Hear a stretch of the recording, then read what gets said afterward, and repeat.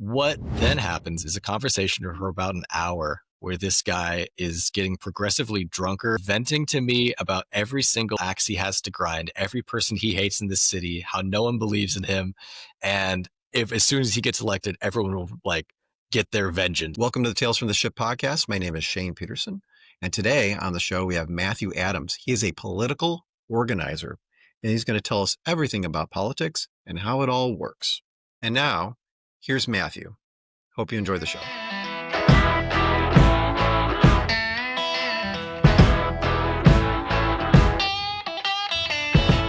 All right. And welcome to the podcast, Matthew. How you doing? I'm doing great. Thanks so much for having me, Shane. Looking forward to this. Why don't you start out by telling us what is a political organizer? Absolutely. So a political organizer works obviously for a political campaign at any level. Could be presidential, could be local, city council.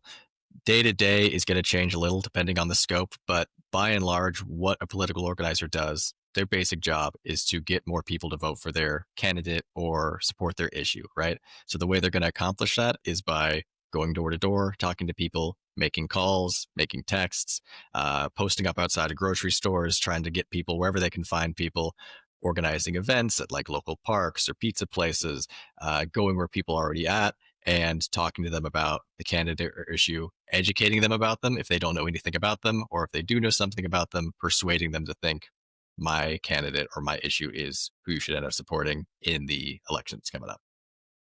Okay. So if someone's running for office, how many political organizers do they have running around for them? Yeah, and that's one of those things that really does change depending on the scope of the race. Mhm. So if you're running a presidential race, which is the race that most people think of when they think of political campaigns, that's probably going to be a nationwide effort. So there's going to be people in not all 50 states because most of the states don't really matter, unfortunately, for getting people to turn out to vote. It's just going to be the swing states. But in all of those states, you're probably going to have multiple teams in all the big cities. And each of those teams is probably going to be between uh, five to, I mean, depending on how much money they have, they could have up to 100 or so political organizers out there. Most races are not like that, but they can get really big. Most races, if it's just like a local race for Congress or city council or something in a smaller area, then the team is going to be full-time staff. There's probably going to be like two or three political organizers. Part-time staff, there's probably going to be a few dozen for the last week or so. There's a lot of very short-term hires that get brought in on these campaigns, and you can count them or not, but somewhere around there.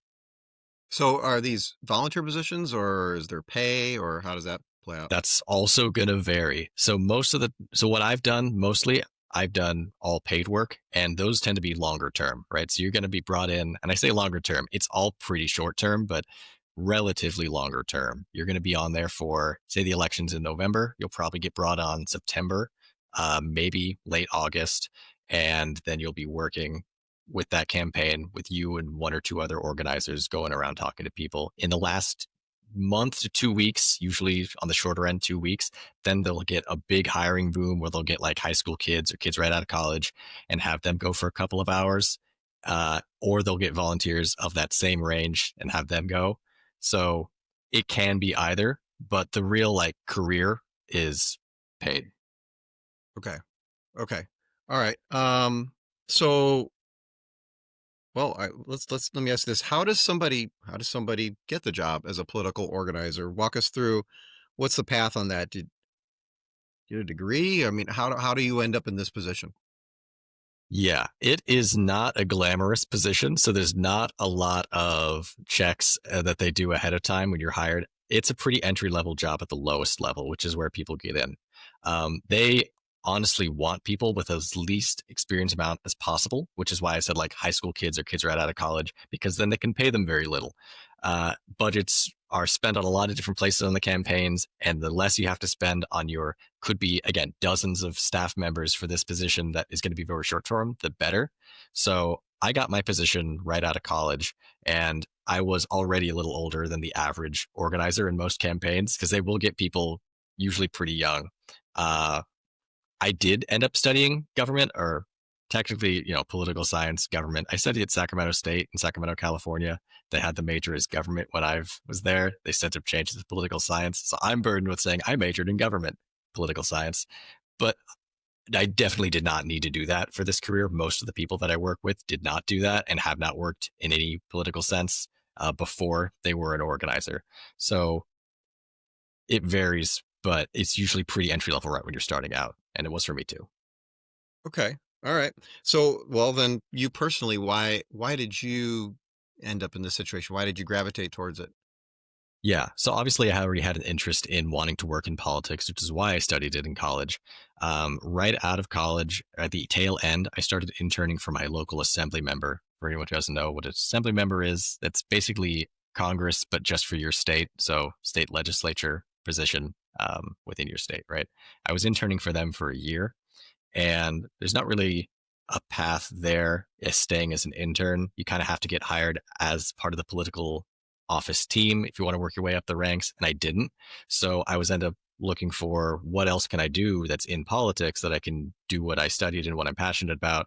Came across a campaign job and was like, this seems right up my alley. Let's get involved in this. And it was, and I've stuck with it for several years now at this point. So why I'm trying to figure out why do you like politics? So you took political science, but I didn't take political science. I'm curious what motivated you? Did something happen as a younger person that impacted you, or what do you think? Well, what I always think about as my motivating for that is, when you're in elementary school and you go to the school library, like they would take you every week and you got to check out a book. I don't know. Some people didn't have to do that, but I always did that. And I thought it was really fun to do that sort of stuff. Eventually, you run out of the fun books to read because they're always taken by the other kids. And you kind of just start picking like the informational stuff. So eventually, I gravitated towards reading about the US presidents. And there's like a series of books that they had for every single president. At the time, all the way through George W. Bush. And I would just check out a new book every week. And then eventually, after I stopped doing that in elementary school because we were in summer, I kept reading the books on my own and I got really invested in like learning about the presidents and why they love their jobs. And I started really liking politics too. And then for the rest of my school days, that was my plan is like, I want to start doing something that will get me on that path where I could become president one day because I just Yeah. really was invested in who those guys were, the characters they were, and what they accomplished. And it's like, this seems great. This seems like a really cool career. Interesting. So you would you say you like being in leadership roles then? Because it sounds like that was what a politician ultimately is, right? A Ultimately, yes. Yeah, I'd say so. It's not something that I've got a lot of chances to explore professionally, but if there's a group that I'm doing with my friends or if I'm organizing a party or something, I do like to lead. Yeah. Okay, so the next thing I'm curious about is work-life balance. So as a political organizer, what's it like when you say you've gone across multiple states in order to do this. So how does that all work? It's not very fun, I'll tell you that. I live in Lodi, California, which, for those who are unfamiliar with California geography, is near Stockton, which is about an hour south of our capital, Sacramento. The amount of times I have worked in Lodi or any area near Lodi for politics is zero. So the closest I've had to work at is Sacramento, which is about an hour away from where I live. More typically, I work in the Bay That's Area. the capital, yes. Yes. Although it's not for the reasons you'd think. It could be the capital or it could not be. It's just where the jobs tend to be because there's more people that live there. It's actually not Oh, related okay. to them being at the capital Okay. at all, but that's a common misconception. Uh, well, I actually lived in Manteca before. I was oh, a air great. traffic controller in Stockton Well, for a great. little while at the airport there. Yeah. Shout out Stockton. It is an interesting city. Yeah. I lived in Modesto. I was not happy there, and I was happy to move on personally. Hmm. Yeah. And not another place with not a lot of glitz and glamour, but it's got its own charm, I suppose. Uh, Yeah. so I end up spending a lot of time in places that are at least an hour away, often several hours away. Most of my career I spent in the Bay Area, which is like 2 hours away. And the turnaround is very quick. Like when I tell my friends I'm applying for jobs again, and they'll immediately be like, "So we're not going to see you for the next couple of months, right?" It's like, yeah, pretty much, because you So this is could. very feast or famine then. It kind of certainly a thing. is. Yes. Okay. And the turnaround is very quick. It could be like you have been interviewing for this job for maybe a week. And then, like, on Friday, you get told, come out here on Monday. So you got 2 days to book an Airbnb, maybe book a flight, come on out here, and then you're going to be out there for the next couple of months until the campaign is over. And then the actual day to day of your job doesn't leave you a lot of time either to do a whole lot of fun stuff because, especially if you're on a shortened timeline, if you only got a couple of months, they're going to work you as much as they can in that timeline. So your days are often going to be at least 10 hours a day, 6 days a week, real nose to the grindstone. This is your life now. So the work life balance is not existent. So it seems like this would be another reason why they aim to get people that are younger, because once someone has a spouse and kids, the spouse will be like, "You're not doing this. You're crazy. You need to stay home." Yeah. Plus the lack And of pay, it sounds like plus, also yes, initially. although I've mostly been talking about it on the lower levels. Once you get to the mid or senior level, the pay is obviously better Well, and you yeah, have let's a talk little about more that. This is a perfect stability. time to talk about it. Yeah. So how does one get from minimum wage to move up, and when does that happen, and how does it happen? Yeah, so it'll take a couple of years. What they'll say is work a couple of political cycles and then you can work your way up. Political cycle typically means primary and general. It could mean a primary is one cycle and a general is another if you have very different jobs for like very different campaign. Typically, they'll say like get a year's worth of political experience, then get another, and then you're probably likely to move up to the next rank. The next rank is field director if you're staying in the same space, right? And that is going to be not in charge of course, the whole campaign. That would be the campaign manager, but you're in charge of the field team. So you're no longer just one of the people going door to door talking to people. You're saying, here's the map that I have made of all the people that we're going to talk to in this area. Here's the script of what we're going to say in this area. And I'm assigning this to you and this to you. And then you're also going to still grow out yourself. You don't really get away from that, but that's the next level up. That pay is more livable. It's probably around 4,000 a month or so, based on whatever campaign you're working at and where you're at exactly, but around there, which is a lot more livable. And then if you do that for a couple of cycles, again, maybe a year or two after that, you could be campaign manager. And a campaign manager is now in charge of every part of the campaign. So you've got the field team that you're going to be intimately familiar with because you've worked your way up through there. But there's also the fundraising team. There's the comms team. You're going to have a lot more face-to-face time with the candidate themselves, which a lot of the lower level positions just don't have. And you're going to be also probably the face of the campaign other than the candidate. But if you're talking to the media, you may get interviewed, that sort of stuff. And then that pay will vary greatly based on the campaign budget. It could be very similar to that 4,000 a month range, or it could be significantly higher. That depends on the candidate. So someone who comes out of college and they start down the path that you've started down, how soon could feasibly someone get to campaign manager level, do you think? So for me, from the time I started my first campaign to the time I was a first time campaign manager, it took me 3 years. And I think Okay. that's pretty typical. That's probably a little on the faster end, but between 5 years. Okay. That's not too bad, I guess. So what's the next step past that? Only candidate past that, or is there anybody else on the next level from campaign manager? So it that will vary based on who you talk to. It really depends what you want to get into in the world of politics. There, for some people, campaign manager is the pinnacle because even amongst campaign manager, if you're running a city council race, that's not going to get you nearly as much time and money and prestige as managing a successful Senate or governor or even presidential race, right? So there's layers within that, and that they may just want to be the best campaign manager they can be. Or they may say, now that I've risen to the pinnacle of being campaign manager at any level, I want to get brought on once the candidate wins. They're going to need to hire a bunch of staff, and I want to be one of the people that they hire for a government job. Or they could say, I'm going to take my campaign experience and I'm going to become a political consultant, which pays a lot of money for a lot of different places to get that campaign experience. So there's a lot of different paths there. Could be staying there, could be one of the other ones. Or they could, like you said, choose to run for office themselves. Okay, a lot of paths there.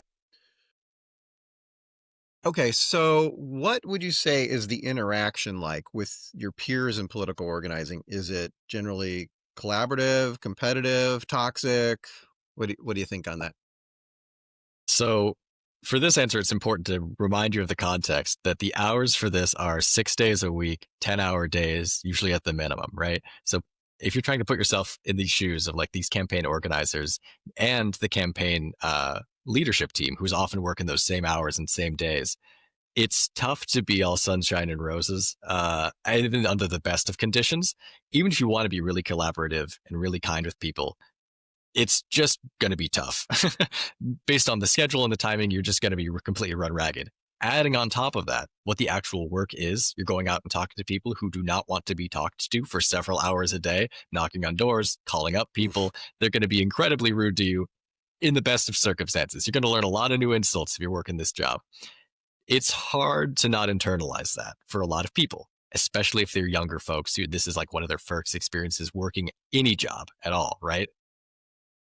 So you can imagine, with all of that being said, how stressful the environment is. A good leader in that situation has been through this before and is going to take steps to mitigate that. But it really does depend because, again, most of these teams are on the smaller end, you're really close, and you have to work with these people. A good manager will say, let's take some time to discuss everything that's working with everybody, what's not, take some time to decompress, get our training better, like try to refocus people so it's not just all bickering and personal stuff.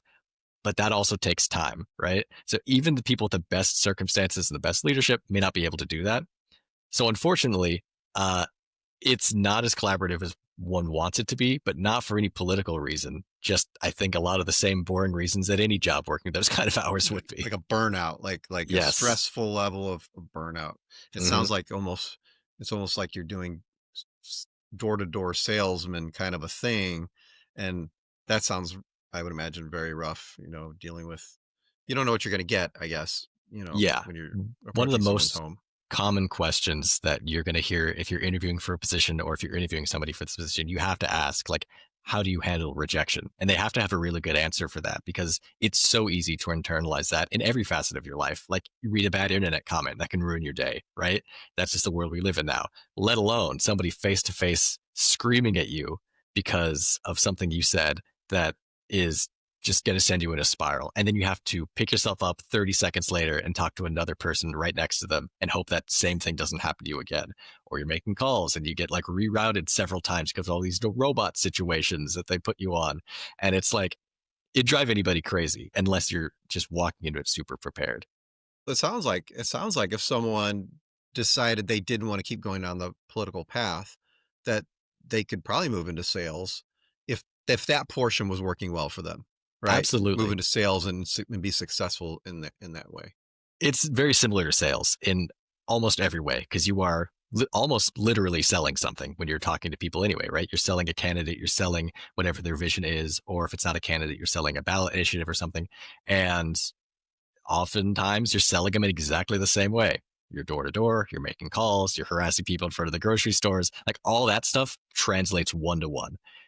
The problem is most of the people who are doing that job hate that job. That's the thing they love the least out of anything, which who can blame them, right?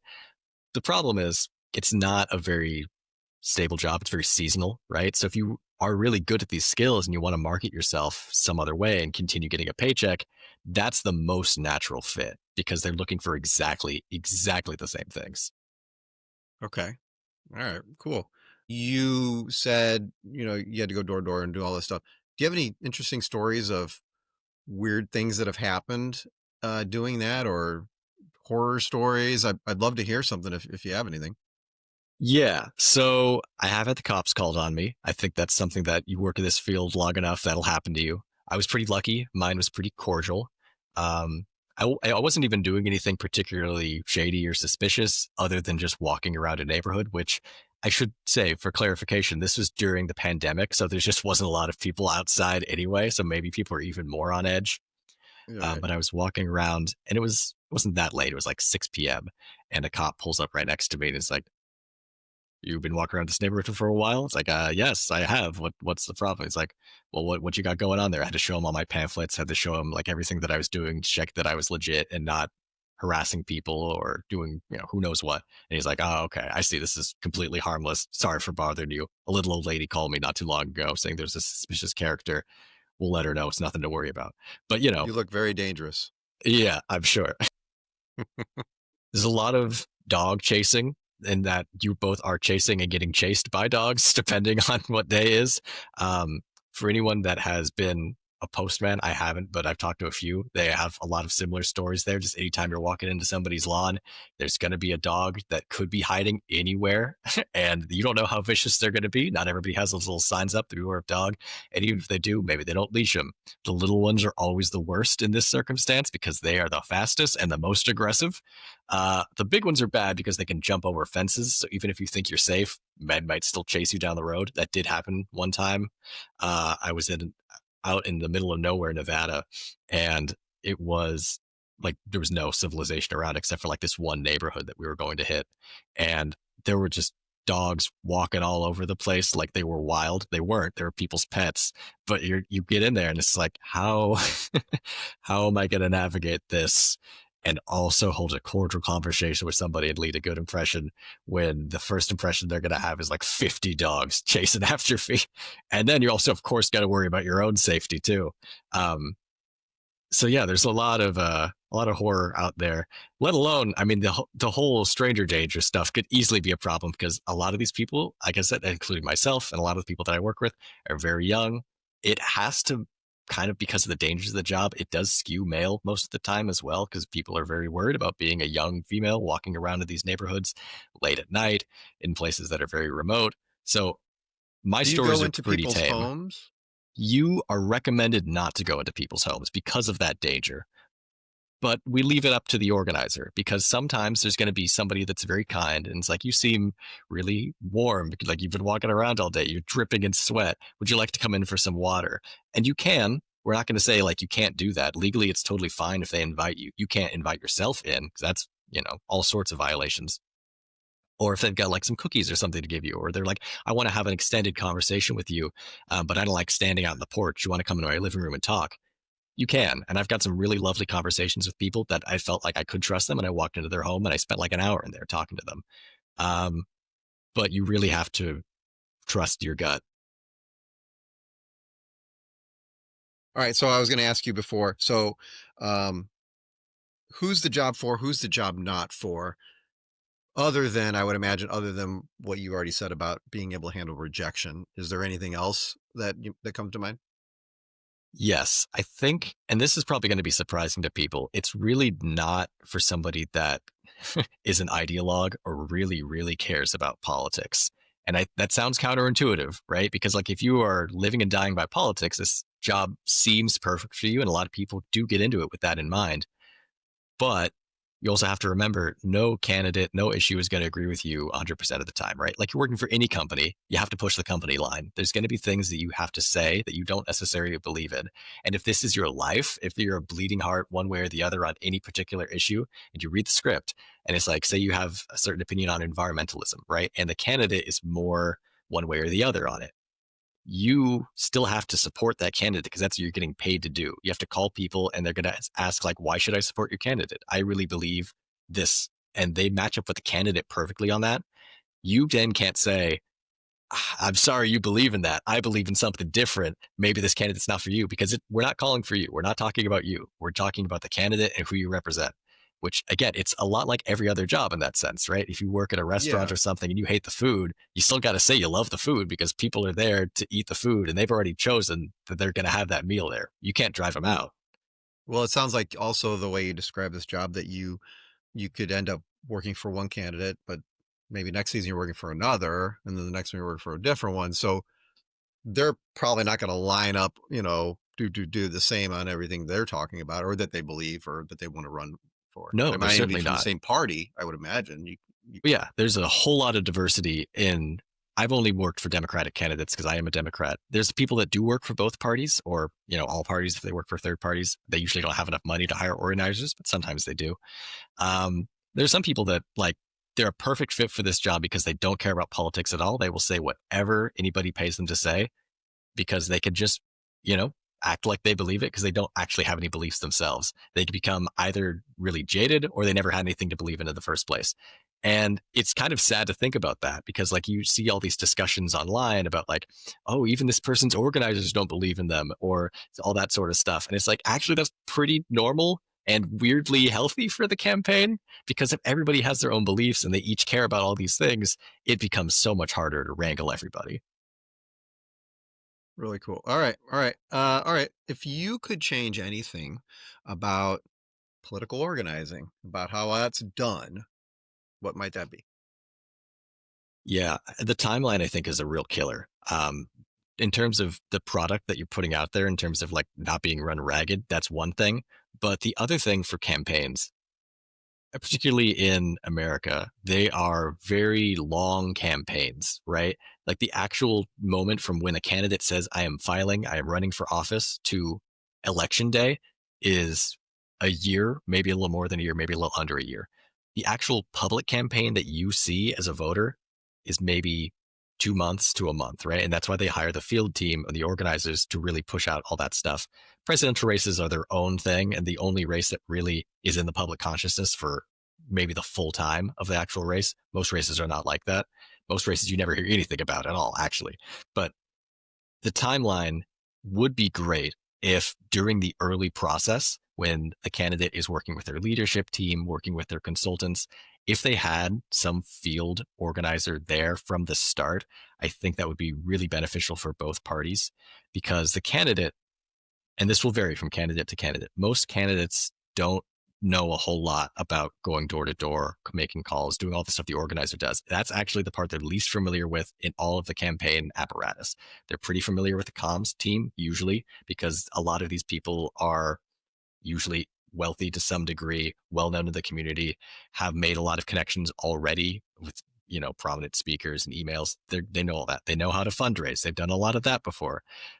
They don't know how to talk to the average person. And that's just something that they don't really take the time to do at any point, let alone as they're preparing the campaign and they're working through their talking points and whatever. They think it's going to be a lot of, I'm going to give a lot of like rallies like you see on TV, or I'm going to be speaking in front of these huge crowds all the time. That's not what the job is of a candidate. And a lot of campaigns are just ill prepared to meet the moment of most of the people you're going to talk to have never heard of you, do not care, and frankly will hate you. And building a campaign around that from the early stages would be so beneficial for the candidate. And then the organizer is there from the ground floor. So if they do have these really strong beliefs and you get somebody who actually cares about politics, maybe they can impact the candidate in some way to get them to see things a certain way. Like, look, I know you believe this, but from the people I've talked to in our local area, we talk about it like this. That sort of stuff doesn't have time to ruminate at all if you're only brought in for the last month because everything's already been paid for. All the ads are already on the airwaves. Everything's already been printed. You can't change anything at that point. You have to just go full speed with whatever they give you. It'd be great to have more collaboration between those two sides. But I mean, I know that doesn't happen for a lot of budgetary reasons. There's just only so much money to run around. And if you have somebody on staff for a full year, it's a lot different than having somebody on staff for a month. But if I were to wave a magic wand, that's what I would love to do. Okay. So you worked on a presidential campaign. You want to talk about who it was? What was it like? Yes, I worked on a very interesting presidential campaign in 2020. So this was right before the pandemic. I started on this campaign in late 2019 in December, and I worked until early March in 2020. So I worked for Tom Steyer, who was a Democratic candidate in one of the most interesting primaries that we've had, I think, in presidential politics, mostly because of the stuff that happened later that I wasn't involved in, all the pandemic stuff. But the other part of this race that was really interesting, this 2020 Democratic primary had the largest amount of candidates of any party primary in history. I think if you were to look at 2016 and include both the Republicans and the Democrats, that had more candidates overall. But 2020 had most on one side of any field in presidential politics. So it was hard to break through for anybody. Very competitive. It really wasn't decided until like a last minute break, one way or the other. Tom Steyer is not somebody that broke through. Nobody recognizes who Tom Steyer is now. Nobody knew who Tom Steyer was then. And that was a challenge that was there from day one that never got any easier. The thing that was not a challenge was money, because Tom Steyer is and was a billionaire. He is from California. He had, a venture capitalist firm. He ran a couple of banks. And at this point, he'd, I think, been retired for a few years, and he wanted to get involved in politics. So naturally, the first place you start is running for president. Because if you're a billionaire, you're at the top of your field, right? You're already at the mountaintop in terms of a financial world. You don't want to take a step down and run for city council or House of Representatives, because that feels like that's not that's beneath you, right? And I don't begrudge anybody for feeling that way. I've never been a billionaire, probably never will be a billionaire. It's hard to take a step down in that sense, and it's admirable to want to serve the public, right? So, sure, if they want to start running for president, who am I to say don't spend your money like that? But there's a reason people usually work their way up the ranks, right? Because they get more familiar in people's consciousness. There's a reason that uh, a lot of party insiders want to see you work your way through the ranks. They want to know how serious you are about a lot of these issues, how committed you are, to how well you're able to connect with people, skills that a billionaire may or may not have. And before I get too deep into this, I do want to say, in case anybody from the campaign or Tom Steyer himself happens to listen to this, I actually am fond of the guy. I think that he is a good guy who genuinely wants to make a positive difference in the world. And that is not the case for a lot of politicians, not just that I've worked for, but in general. I think if you meet a lot of politicians who are either candidates or elected officials, they're not in it for the right reasons. They're not really in it to make the world a better place. They're in it for their own ego. They're in it for the power. I genuinely believe he was in it for the right reasons and a good guy. So I don't want to besmirch him in that way. But it was an inexperienced politician running a super huge, super expensive campaign. And that's tough. How much money did he throw at it? Do you have any idea? Several, I mean, I know it was probably tens of millions, I think, by the end, because he was running a nationwide campaign from the start. So, Iowa, New Hampshire, Nevada, California, South Carolina, all those states had full teams there for months. Uh, he never placed very well in any of those states, and he actually ended up dropping out before he even got to the ballot in most of those states. So, how effective was that money? I don't know. But the money was actually very, there's an interesting subplot with the money, because he wasn't the only billionaire in the race. There was Tom Steyer and there was Michael Bloomberg, who is former New York City mayor, owner of Bloomberg News, other billionaire. Both of them were competing for the same staff, basically. I should say at this point, there's a real staff drought because there's like 20 candidates running, and like 12 of them are very viable people, right? So from the senior level all the way down, there's only so many people in the party that have experience and would be good hires for these campaigns to have. So they're fighting over the same ones.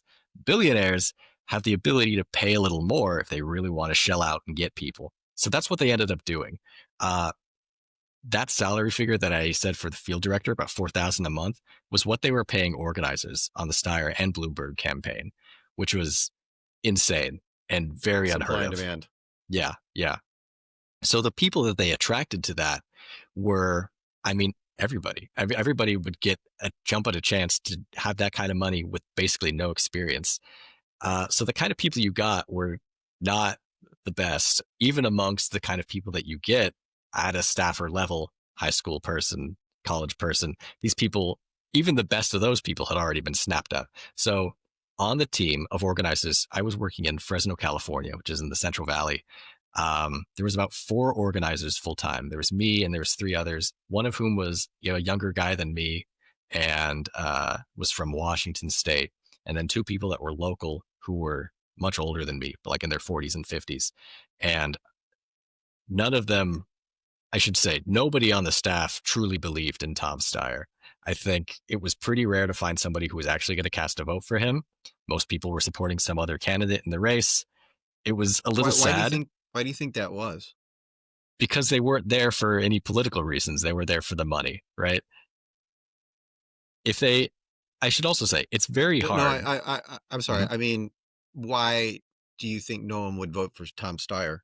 I mean, it sounds like money wasn't an issue. So Was it a name recognition thing? Was it a policy thing? I don't It was remember exactly it was what. a name recognition thing, right? Because nobody knows Okay. who Tom Steyer is. And in that race, you have superstars: Joe Biden, Bernie Sanders, Elizabeth Warren, Kamala Harris, Amy Klobuchar, Pete Buttigieg. Like, by the time you're getting just through all of those names, it's already a tough decision. And then you're going to ask me to vote for this guy I've never heard of, and the only thing I know about him is that he's a billionaire. That's not going to work, right? There has to be more to it than that, and he never broke through. Yeah. All right. So you worked in Fresno for that. Is there anything else about the campaign that you want to talk about that might have been interesting? Yeah. So because we had such a staff drought, and there was the competition between these two campaigns, it ended up being that a lot of people would get poached from one or the other mid-campaign. Because, like, okay, the salaries would be announced, like, wow, 4,000 a month, that's really great. And then it's like, actually, Bloomberg's saying if you work for him, you get an iPhone. Oh, Steyer's people are unionizing, you get benefits. Like, it would be a tit for tat back and forth as the campaign would go. We'd lose a lot of people, and then sometimes people would come back. It was a very strange environment, and it really affected a lot of our senior staff. So we had a campaign office that was pretty empty. There was a big leadership vacuum for most of the time. We had field directors in and out the entire time. I was working there for about 3 months. We had 3 different field directors during that time. Typically, you just have one.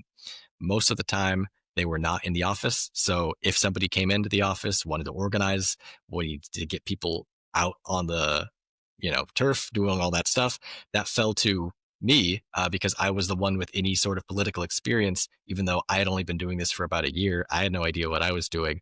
But nobody else in the office knew more than me because it was a guy younger than me and 2 people much older than me who weren't interested in doing any of the work, just interested in collecting the paycheck. And I don't begrudge anybody for doing that, right? Take the money, do what you're going to do. But if you want to work the job, somebody's got to work the job. And if there's no leadership there, it fell to a guy like 20 years old, basically trying to figure this out. And then the last week of the campaign comes in. Primaries coming up, first week of March. 30 people come in from the field team, like the senior leaders, comms team, data team. Everybody's now in our office after months of absolute silence because now it's game time. We got to get everybody out there. We got to spend as much money as we can. That lasts for 5 days. We have just like pedal to the metal, getting everything set up as much as we can.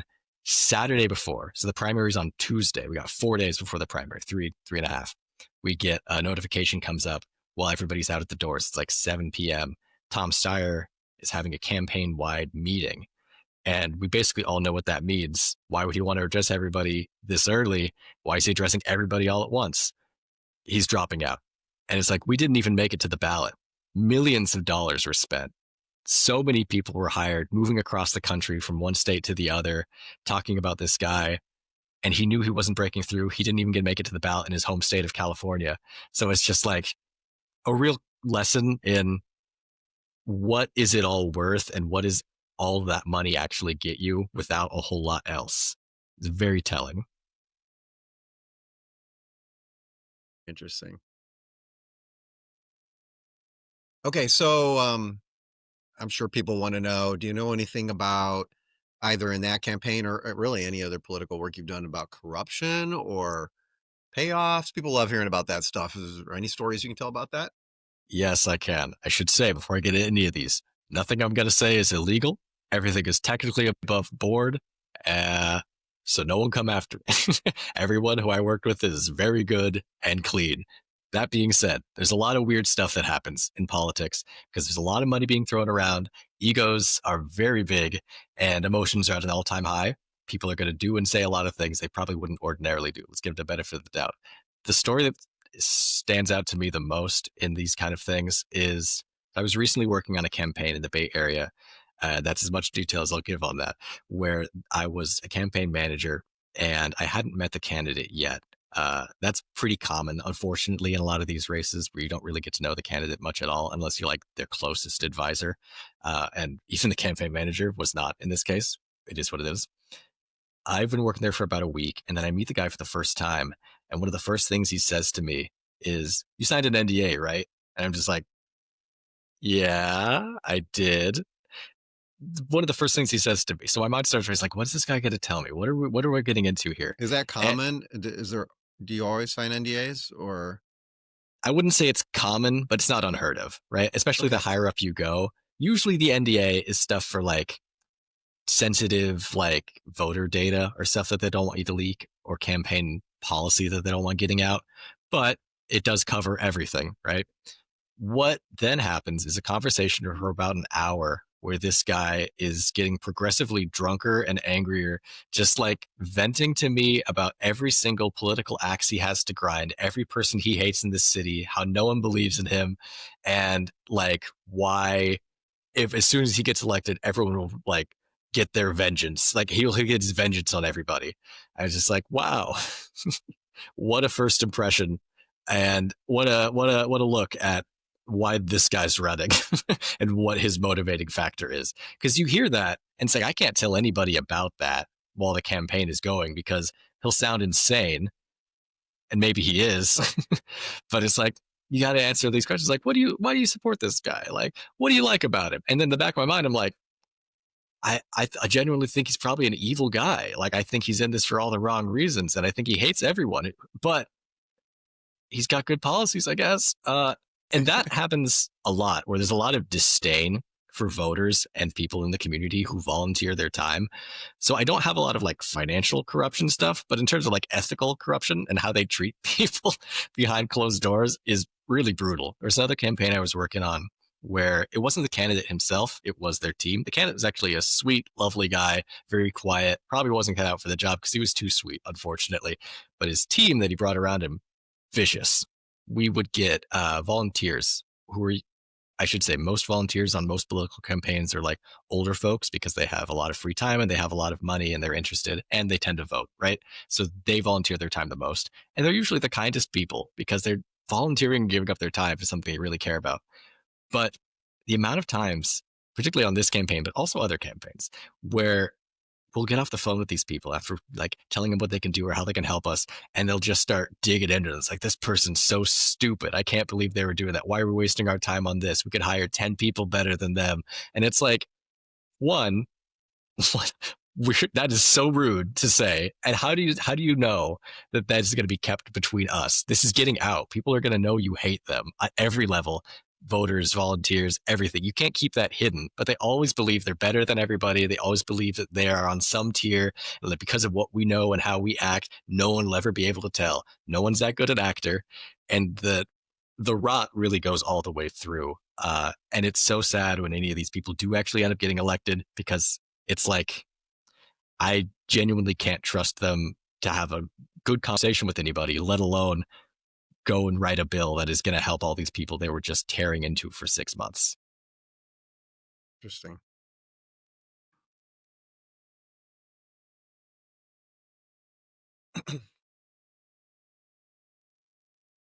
Okay, so you worked on a campaign in Portland. You want to Yes, tell about that one? that's probably the most interesting and worst job I've ever had in a long list of awful, terrible jobs. This was also around the time of the pandemic. There's a common theme here that just brought out the worst in people. Again, I'm sure that's in no matter the industry. That's a dark time for everybody. Politics is no different there. So this job was not for a candidate. This was a different job where I was hired by a group that was contracted by the state of Oregon to help get people informed and get people connected to COVID vaccines. That was what this campaign was. And so I had been interviewing with them for a couple of weeks. And I live in California. I'm going to have to fly up to Portland or get transported there some way. Uh, as I'm going through this, I'm trying to get as situated as I can because I'm going to be up there for several months in my mind, right? Like, let's get everything squared away. What's the transportation going to be? What's the pay going to be? What are the hours going to be? And I was told all sorts of stuff that ended up not being true. I would like to now read the Glassdoor review that I left at the time, day after I quit, if you'll indulge me, because Go that is the ahead. best record of my time there. And I don't mind saying this place's name because they are absolutely awful. Uh, New Ground Strategies is where I was working in September of 2021. My review that I left the day after I quit. When I arrived at my office in Portland, I found out that our work hours would be from 9 a.m. to 10 p.m. or later every day of the week. We all worked 7 days. Initially, I had been told it would be only 9 to 9, because that's much better.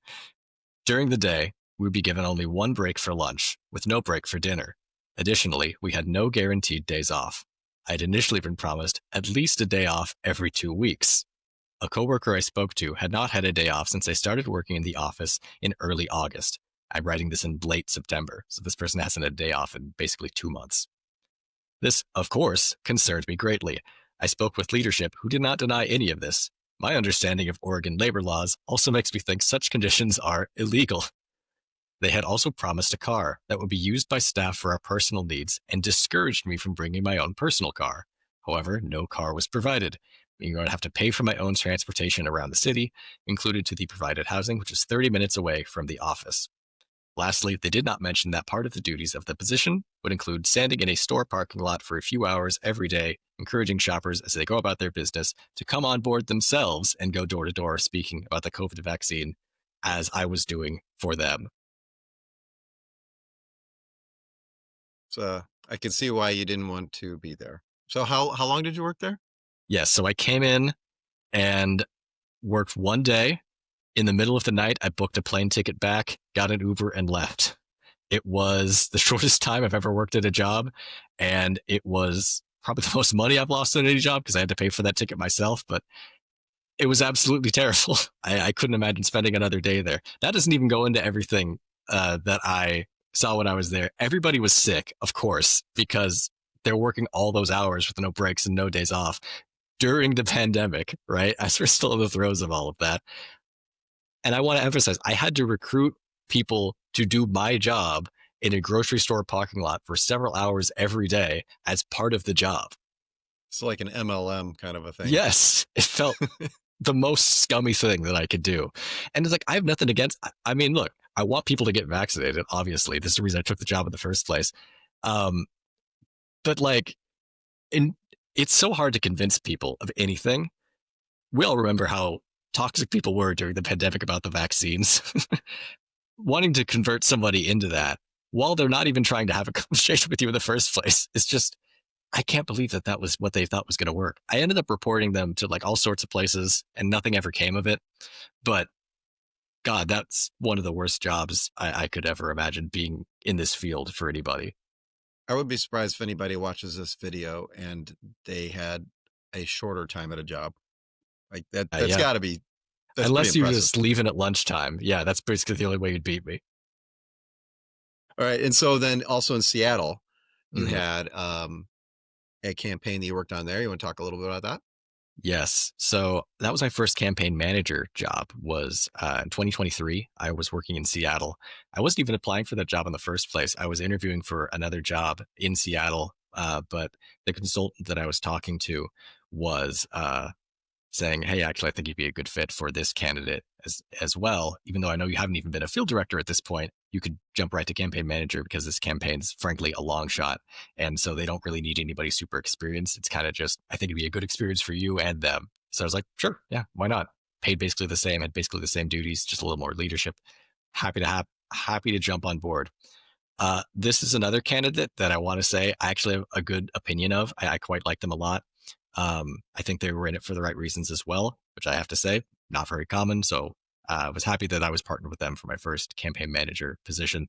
But they're not very experienced in politics. They were an actor by trade, and they had not been in Seattle very long. They grew up in Washington, but they spent most of their career in New York City as an actor.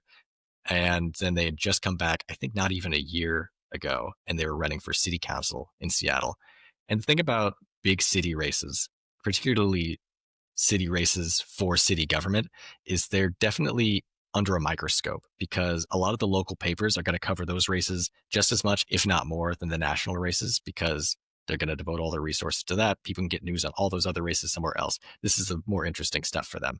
So even if you're just running for city council, you're going to get a lot of press coverage. If you're not ready for that, or if you're not super experienced in your campaign, it's going to catch you off guard a lot. And unfortunately, that happened to our candidate quite often just because they were not familiar with how the game was played. And it really is something that you have to know what you're getting into before you jump into a race like this. Seattle also has a very interesting setup for their campaign fundraising, they have something called democracy vouchers. Most candidates for most campaigns have to be independently wealthy to some degree, right? They have to be able to support themselves financially to some degree, right? Because you have to invest a lot of your own money before you can get people on board most of the time. Seattle has a public fund for campaigns that is paid by the tax dollars. So every year, Seattle residents will pay into this fund. Democracy vouchers are then given out to all of the candidates, who then can go around and get people to sign saying the money's already been pledged to some candidates. Like, this money is only going to go for electioneering purposes. The money that you were in charge of, that you paid into this system, you have about, I think, $200 that you can assign in the primary and then in the general. So $400 total, something like that. Would you sign to give your money to my campaign? And then they don't actually have to pay you anything. They just have to sign something, and then you get $200 from it right there. So if you talk to as many people as you like, you can get a really good amount of money really quick from people who don't necessarily have a lot of money, which is a very grassroots kind of, anybody can run, because anybody can be financially solvent, which is just not the case in most of these races. Which sounds like, on paper, it sounds good. I mean, yeah, would you I agree? actually really like the system. But the thing is, you're going to get a lot of candidates who otherwise wouldn't run, which cuts both ways. That can be really great because you can get somebody who wouldn't have the chance to really shine because they've been limited financially. Or you can get somebody who has no business being in the race because they would be filtered out through a million other reasons. But if they have money, anybody can run. So again, don't want to disparage the candidate. I think they're a very good person, but they were definitely in that latter camp. And I think they would probably agree with that too at this point. They got caught in a lot of situations where, like, the media would set up traps and they'd walk right into them, or they would set up events. One of the most, I'd say, poignant moments of just like, this is exactly what this campaign is. We were at a Pride event in June, and the candidate is gay, and they're going up there to give a speech about Pride and how they're connected with LGBTQ plus issues. It's really great. Nothing wrong with the speech at all. They get up there. It is very early in the morning, so nobody is around. They're at empty stage, empty audience. They start giving this speech. The pride flag behind them falls over. They have to like bend over, pick it back up. And then it's just like, yeah, this is what this campaign is. It's just so symbolic. Later on that same event, because they're an actor and they love the stage, they also agreed to sing a song at the Pride event. And I could give you a million guesses. You're never going to guess what song this candidate chose to sing. Do you want to guess?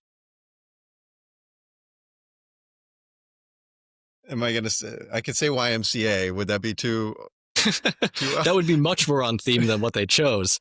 No, they chose Creep by Radiohead. I'm a creep. I'm a weirdo. You know that song? Just not a good look. It's a great song, but why? Yeah, they sang a lovely rendition. They have a beautiful voice. But the clips that could generate, I just can't imagine why that was the call. Luckily, nobody clipped it because nobody was there. But I'm just like, what? Why? Could he sing well?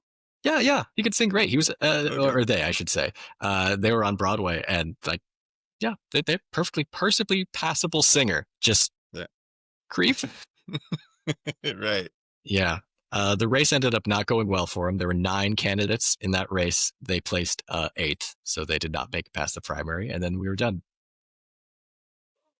All right. Interesting. Okay. So let's talk about, you are actually running for California Assembly next year.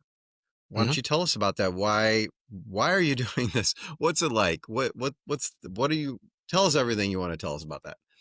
Yes. I am one of the campaign people that has made the plunge to run themselves. One of the least common, I would say, of all the paths that we discussed earlier. Most campaign people do not want to get involved in politics themselves because they have seen it from all the sides and they don't want to get involved in it. Can't blame them. For me, this was always the goal. As I said, from when I was a kid, I was like, how can I become president? A lot of steps in between then. I don't know if I'm actually going to get there or not, but I dream high. Well, you're only 29, right? That's right. I got some time. Long way to go. Yeah, long way to go. Keep trucking, but go ahead. Yeah, and I've been involved now for in campaign politics for about 5 years, and I've been involved in my community in a number of ways. My district is currently represented by a Republican. We had redistricting happen in 2020 after the census. What had been a Democratic district, for the assembly member that I interned for, he was a Democrat. Uh, he no longer represents us. And now we have this other guy coming in. And he is not a great guy. There's a number of corruption, ethical, financial scandals against this guy. Um, he's not very present in the community, and he's represented us now for 5 years. He's been in office in total for 10 years. He would run for his last term coming up in 2026. For those unfamiliar with California politics, there are term limits in place for state legislators. So you can only serve 12 years total between either the Assembly and the Senate combined. So he's coming up for his last term. So this is the last chance that he would have to run for office again. And I would very much like to not let him continue to serve and represent our district because he just does not represent us the best. And the problem is, as Republican as this district is, the last race he ran in 2 years ago or a year ago, he won 70-30. So there's not a lot of competition there, right? He had 70% of the vote. They represent 30% of the vote. There's some context there. There have only been 2 elections since that redistricting 2020. That one was not redistricted. So 2022 and 2024 were the only races we have had with this district. Neither of those races were competitive at all, and not just because of the people who were running. There were basically no people running. The Democrats have not put forward a candidate in either race. 2022, we had a write-in candidate who got a couple hundred votes. And then this time we had a third-party candidate who didn't really run a campaign, so they only got 30% of the vote. We don't really know how competitive this district actually is. It's pretty Republican, we know that. But the door is open because of this guy's own personal scandals. I obviously care a lot about politics. I care a lot about the district that I grew up in. And this is a race that I've had my eye on for a long time. My schedule is opened up in such a way that I now am able to run for office myself. I think I've got, obviously enough campaign experience that I know how to run my own campaign. And I'm in a space where financially I'm able to take the risk and get myself involved there. So since April, I have been basically building the groundwork for what that campaign is going to look like.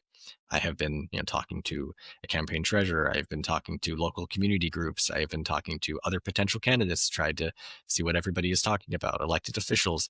And I officially launched my campaign earlier this month. And now I am out and talking to people about the issues that are mattering to our district. As I said, we're in the Central Valley. I live in Lodi. We have agriculture as our number one issue. So agriculture and water is something that is on front of mind for a bunch of people. And California statewide is a state that has dealt with a lot of water issues. We have, our drought. We have all the wildfires going on. It's something that's always top of mind. Healthcare is always talking about, how costs are going up. The big bill that just got passed cut Medi-Cal and Medicaid and all of that stuff. So people are going to end up paying more. There's a lot of issues to get into with people that I've had a lot of experience talking to voters over the last 5 years from various sides of the Democratic Party. Now I finally get to talk about them from my own point of view and try and convince people that I'm the candidate for them. So it's been really rewarding. It's been very stressful and very busy, but it's a lot of familiar work recontextualized in a fulfilling way. Okay. So just to be clear, where's the district? It's Lodi or? Yes. So for those who are unfamiliar with California geography, this may mean nothing to you, but the district is Galt and Lodi, does not include Stockton, Manteca, and then it does not include Modesto. So that's the main reason. It's kind of Includes curved. Manteca. It includes Manteca, yes. Okay. So Lodi, Manteca, Galt, and was there another portion Those are the to it? major population areas. There's Okay. a bunch of other smaller cities, but those are the main ones. Okay. And will you give your political organizers a day off? See, I'm not even sure I'm going to have political organizers, but if I do, yes, they'll get all the days off that they need because, I mean, what use is it to run people to the bone? But the problem, and maybe, a lot of other campaigns feel the same way, right? I'm back to that budget problem of like, how big of a team can you actually afford to have and for how long?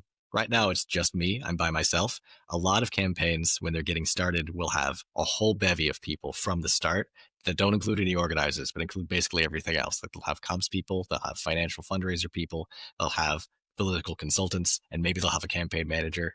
I've got none of that right now. probably not going to have a lot of that for most of the campaign. And that's just how it is for a lot of these smaller budget candidates like myself, because all that stuff costs a lot of money. And if I get any money coming in, I can't afford to put it on staff. I'm just going to have to spend money on like those door hangers that people leave outside their doors, or getting access to the voter data so I know who I'm going to talk to. And all of that stuff is going to Do have you to come think first. do you think obviously, you have limited means um in today's world. Do you feel like electronically you can leverage things better than maybe were able to be done in the past, like AI or phone bots that call people automatically, or I mean, what can be done on those levels? Well, there's a big debate in the political field about how effective a lot of that stuff is. Obviously, you need to have an online presence. I mean, of course, you have to have a website. Of course, you have to be on Facebook, and you have to have all those accounts. You can't call people with robots. That's against the law. They've outlawed that for a couple of decades now for obvious reasons, but not every obvious bill gets passed. So, luckily, that's one of the ones. Um, AI, it's, you know, an open question on how effective that stuff is. What you can use AI for is obviously limitless, I think, in a lot of capacities for research, in a lot of capacities for getting a speech written or something on a time crunch. If you don't have somebody, I think AI can help you with that. Uh, AI images, probably not going to do a lot for you. AI videos, probably not going to do a lot for you. And even that other stuff I mentioned, it's just you really need to run that through a bunch of fact checks before you put anything out there officially, right? And that's a lot of man hours that maybe you want to commit to that instead of writing all the speeches yourself, because what your talent is may not be that, right? Um, it's unclear how much AI and all that stuff is going to factor into campaigns moving forward. There's a lot of scary stuff that people have used AI for, a lot of misinformation that we've seen, a lot of bots and comments and inflated comment sections. That stuff's really scary. The positives of it, I think, remain to be seen, unfortunately. So then how do you see so other campaign, the Republican or whomever, they will have more staff. So how do you work around that? How do you be effective when you have less resources? Yeah. Well, the one benefit I have is that I am running a race. The other guy is not going to be running a race, maybe at all, and certainly not for a long time. And if they do, he's never run a competitive race. His background is not in politics. This guy is a business owner who is independently wealthy, not somebody that connects with a lot of people. Most people, one, don't care about this race, know nothing about him, because how many people know who their congressperson is, let alone who their local assembly member is, right? People don't know. So if I'm out there right now, a year and a half or so ahead of time, talking to people, introducing myself to groups, going out, he's up in Sacramento, doing whatever he's doing, working on his bills and talking to his donors and getting all that stuff done. He's not running a campaign. I have a lot of experience running a campaign, and I'm doing it right now, and I will be for the next year. He's not going to be able to compete with that because he's not interested in competing with that. He's from a much safer place where he hasn't had to run a campaign for basically 10 years and wins absolutely, crushing everybody. There's a chance to introduce myself and introduce him in a negative light to the people that I'm talking to. Because as I mentioned, he's got numerous scandals that have come to light, but nobody really knows about them. It's like been reported and then immediately buried because who cares about an assembly member? And it's never like career ending stuff, but the damage is yet to be dealt. And that's the opportunity. Okay. Okay. So I did see on the news recently about redistricting in California. Does that have any impact on your campaign or not? I unfortunately didn't read the article. Usually I don't. So Right. go on. So it does not affect my race. Those redistricting districts, if they were to happen, would only affect congressional districts. So that's on the federal level. What I'm running for is assembly, and that is on the state level. So assembly and state senate and any other races in California not affected. The only thing that changes is congressional districts, and that may not even happen. Right? It's up to the voters this November whether we're going to vote to approve that or not. So no, it doesn't affect me personally. Okay. All right. All right. It's time for secret time. Can you tell us a secret about being a political organizer that most people don't know? Yes, I can. And this is probably a question I think a lot of people have. Certainly a question that I get a lot from people is, how do you have my number? How do you know how to contact me all the time? Because that is something that people get so upset about. And I completely understand, right? You're getting all these texts and you're getting all these emails. And it's like, I didn't even sign up for anything. I want it all to stop. I keep telling them to stop, but they keep coming. Why does this keep happening? The answer is not going to be something that a lot of people like. It's from your voter record. If you've ever voted, or if you have registered to vote in the past, or if you've gone to the DMV and got a license, all that stuff is collected. And then if you are a campaign, you can buy that data from different companies, and then you have access to it. So we will then call you, text you, email you, go to your house because we know you have voted in the past and we want you to vote again for us. Even if you get to us and say, stop, do not text me, do not call me, do not do anything to me, we will legally have to say, yes, we will not do that anymore. So sorry, we'll take you off our list. And then we do. We actually do. The problem is, we're not the only campaign in the world. There are so many campaigns that overlap in so many different geographic areas that changes every cycle too, right? So even if we take you off, 12 other campaigns in the same area still have you on. A dozen or more other political action committees or companies have you on their list. They could change hands a million different times. Stuff gets lost in the shuffle. And then you're just going to keep getting these texts and calls forever, unfortunately. That's how we get it, and that's how it happens. And it sucks, and it's super frustrating for everybody, but that's what it is. Okay. All right. And then, so finally, from you, any final thoughts or advice for people that are considering getting into political organizing? Yeah, I know I've been very negative on this podcast about what the job is, and that is all of that is my advice. You need to know what you're getting into. It's not fun most of the time. It's very hard work, and you don't get a lot of pay until you've already done it for a couple of years. So you need to be really sure that you want to do this if you're going to make this a full-time career. But there are real positives to this job, and there's a reason I've stuck with it as long as I have, because I do care about connecting with people. And if you want to go out in your community and you want to get more involved, everybody, if they're at all interested in politics, right? They say, what can I do to help? How can I take what's toxic coming from Washington, all the terrible nightly news? How can I make something positive out of that? This job allows you to do something, put the rubber to the road in a way that you just don't get to do in almost any other asset or facet of political anything, because you'd get to talk to people who are just like you, who have voted in the past, even just once, or they just registered to vote, and they're probably not paying attention to the races. They're probably not paying attention to the candidates. And eventually they will have to vote, right? And they're going to have to make a decision about who's going to represent them in a million different things, in a million different ways.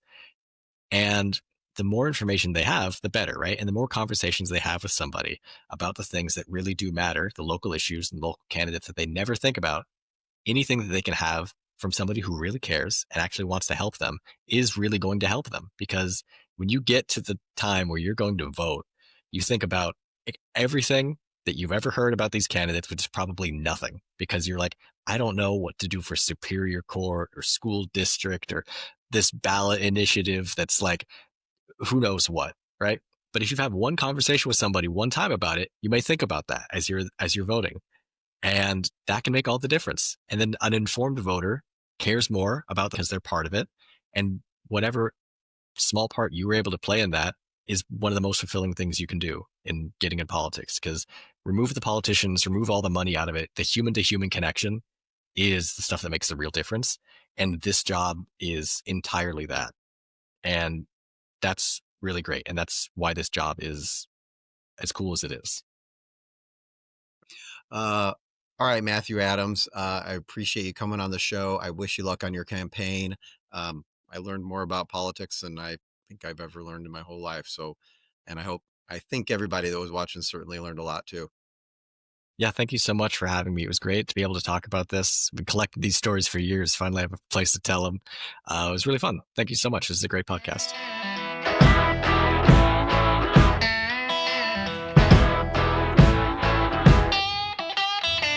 And And that was Matthew Adams, a political organizer who's also running for office in California. If you have an interesting job like Matthew does and you'd like to be on the show, then send me an email at talesfromtheshiftpodcast@gmail.com. We'll try to get you on the show.